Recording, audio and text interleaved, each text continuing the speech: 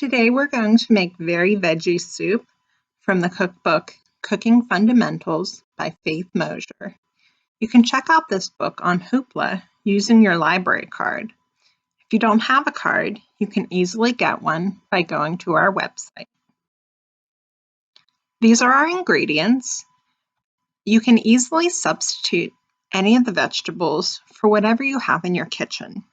You'll need about 6 cups. But as we said, you can substitute with pretty much anything.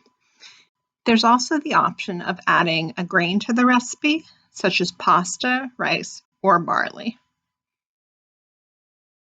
So, time to cook.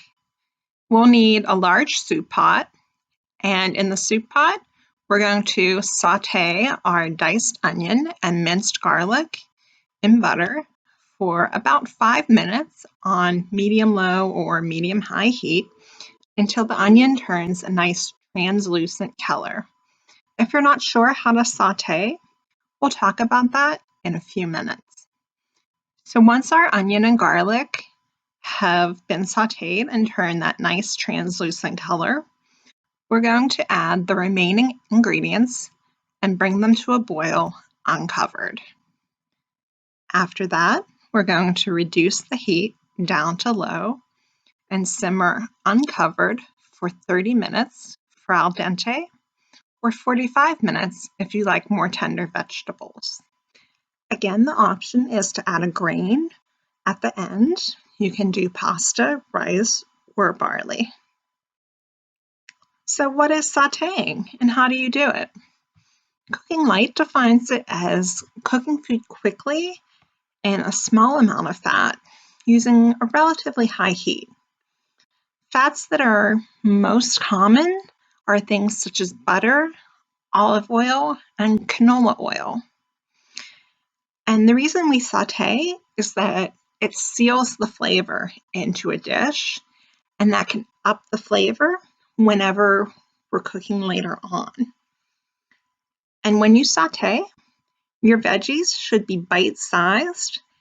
Not only is it easier to eat them that way, but it also helps them to cook more quickly. And when you're going about sauteing, you want to take your empty pan and heat that up first before you add any oil.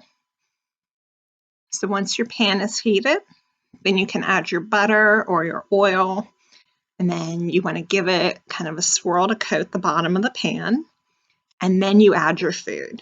And you're going to cook one layer of food at a time, and you don't want to wedge the food in there because it needs room for the steam to release. If you pack it in, then your food is going to steam rather than saute. As far as stirring goes, you want to stir your food frequently, but not constantly. So here's our finished dish, and thank you for watching. You can find more cookbooks on Hoopla and Overdrive.